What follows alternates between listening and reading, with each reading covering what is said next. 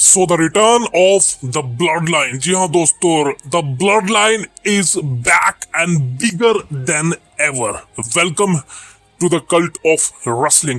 देखिए दोस्तों भाई, आज मंडे नाइट रॉ का एपिसोड और आई नो काफी दिनों बाद एक वीडियो लेके आया हूँ, बिकॉज मैं तभी वीडियो लेके आऊंगा जब कुछ मैसिव होने की न्यूज सामने आएगी। मैं तभी वीडियो लेके आऊंगा जब कुछ बिगेस्ट थिंग होएगी, बिकॉज WWE के इस समय हालत वो है कि भाई देखने का मन नहीं करता इनके शोज को, चाहे वो स्मैकडाउन हो या फिर कोई और हो। लेकिन मंडे नाइट रॉ अच्छा कर रहा है बहुत ही समय से, और आई थिंक आज का एपिसोड भी बवाल था।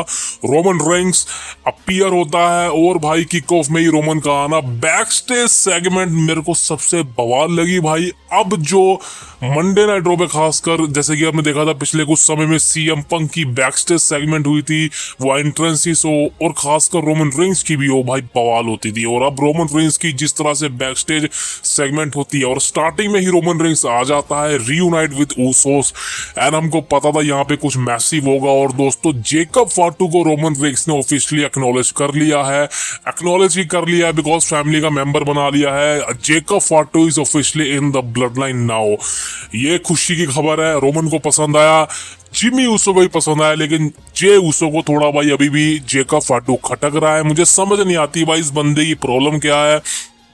सैमी ज़ेन के साथ भी इसने ऐसा किया था, ये खटक रहा था सैमी ज़ेन। चलो सैमी ज़ेन के बारे में एक डाउट था कि हाँ शायद ये केविन ओवेंस के साथ कुछ ना कुछ बिट्रेल वगैरह प्लानिंग कर रहा है, चलो वो ठीक थी। लेकिन भाई जेकब फाटू के साथ ऐसा कुछ भी नहीं है, बिकॉज आई थिंक अगर वो जिला फाटू आता है तो वो सेंस बनता, but I think right now Jacob फाटू कोई बीट्रेल वगैरह प्लान नहीं कर रहा। और दोस्तों मैं आपको बताना चाहता हूँ, रोमन रेंस के साथ जेकब फाटू का जो एक अलाइन हुआ है भाई, unbeatable, the force is ready. जी हाँ दोस्तों, ये फोर्स है, एक अनबीटेबल फोर्स है जिसको तोड़ पाना बहुत मुश्किल है। मैं तो सोच रहा हूँ भाई अपोनेंट्स के बारे में, आप सोच रहे थे कि रोलेंस आएगा समर स्लैम में या कोई भी आ जाए तो भाई वो रोमन रेंस को तो हरा सकता ही नहीं, बिकॉज जेकब फाटू जब तक रोमन के साथ है ना, रोमन टाइटल नहीं हारने वाला, ये मैं आपको आज लिख के दे सकता हूँ। और आई थिंक ये जो चीजें है ना हम देखना चाहते थे काफी लंबे समय से भाई, रोमन का टाइटल रेन एंड करना वो ठीक था। रेसलमेनिया 40 में आपने कोडी को चैंपियन बनाया, लेकिन आपको भी पता है कुछ नहीं हुआ।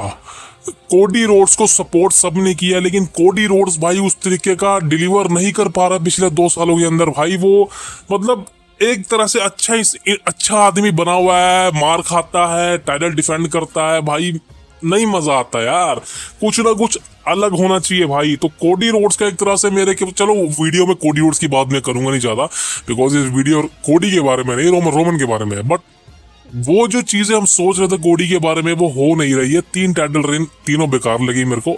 अब बात करें रोमन रेंस की, भाई रोमन रेंस का भी 2 महीने हुए टाइटल जीते, लेकिन रोमन रेंस की ये स्टोरी बहुत अच्छी चल रही है। और आई थिंक आई विश, देखिए मैं रोमन रेंस का फैन नहीं हूँ, मैं CM पंक का फैन हूँ, और as a CM punk fan मैं रोमन रेंस के बारे में ये कहना चाहता हूँ कि भाई रोमन रेंस टाइटल ना हारे। मैं नहीं चाहता कि रोमन रेंस 2 या 3 सालों तक टाइटल हारे, बिकॉज द रीजन ये है कि भाई हमको एक ऐसा चैंपियन चाहिए, खासकर एक ऐसी स्टोरी चाहिए जो लंबी चले। अभी आप कहेंगे कि भाई रोमन रेंस में बचा क्या है, रोमन रेंस में किस किस का डिफाइट बचा है, बहुत कुछ बचा है। ओबा फेमी बचा है, ब्रॉन ब्रेकर बचा है, सेथ रॉलिंस बचा है, और भाई और भी बचे हैं जो अपोनेंट्स आप देख लीजिए भाई। तो अभी बचे हैं कुछ अपोनेंट्स है, कुछ फ्यूड बची है जो रोमन रेंस दे सकता है अच्छी तरीके से। And I think this is the biggest thing कि आपको रोमन रेंस को बतौर चैंपियन देखना चाहिए। और खासकर भाई ब्लड लाइन की जो स्टोरी चल रही है ना भाई, ये बवाल होने वाली है। मैं सिर्फ एक ही चीज का मेरे को शौक लग रहा है कि भाई आपने जेकब फाटू को भी डाला है, ऊसोस तो पहले से है, अब ये होगा क्या। मतलब एक तरह से देखा जाए तो भाई जे ऊसो को मैं गिनूंगा नहीं, बिकॉज मेरे को लग रहा है कहीं ना कहीं भाई जे ऊसो अलग हो जाएगा, मेरे को लग रहा है। बिकॉज WWE नहीं चाहेगा, खासकर ट्रिपल एच नहीं चाहेगा कि जे ऊसो को एक सिंगल कैरेक्टर रन उन्होंने दिया है इतने समय तक, वो टाइटल भी उसने जीता था वर्ल्ड टाइटल, और तो उसको एक तरह से भाई एक हाइड कर दिया जाए ब्लड लाइन के अंदर। तो मेरे को नहीं लगता कि वो चीज़ होगी, मेरे को नहीं लगता। तो मेरे को लगता है कहीं ना कहीं जो है जे उसो जो है अलग होगा। मेरे को लग रहा है कि उसका फ्यूचर थोड़ा सही नहीं है, मेरे को ऐसा लग रहा है। लेकिन भाई देखा जाए तो भाई जेकब फाटू तो है, हाँ ये जब तक जेकब फाटू रोमन के साथ है, रोमन रेंस टाइटल नहीं हारने वाला, ये बात आप लिख के ले लो भाई। अब बात करें आगे क्या होने वाला है, देखिए नाइट ऑफ चैंपियंस में Roman Reigns is not scheduled to be compete. Roman वहां पे कम्पीट नहीं करने वाला, और ना ही वो चाहेगा कम्पीट करना, बिकॉज ऑलरेडी हम जेकब के साथ 2 फ्यूड देख चुके हैं, तो तीसरी करने के लिए जल्दबाजी हो जाती।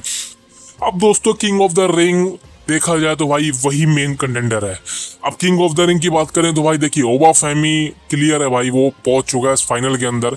एंड सबको पता है भाई जे उसो ही पहुंचेगा फाइनल के अंदर, तो ओबा फेमी वर्सेस जे उसो का ही मैच होगा किंग ऑफ द रिंग के लिए नाइट ऑफ चैंपियंस के अंदर। और कौन जीतेगा भाई देखिए, ओबा फेमी के चांसेस तो 0 हैं, बिकॉज लेजनर आएगा कोस्ट कर देगा ओबा फेमी को, ये बात कंफर्म है।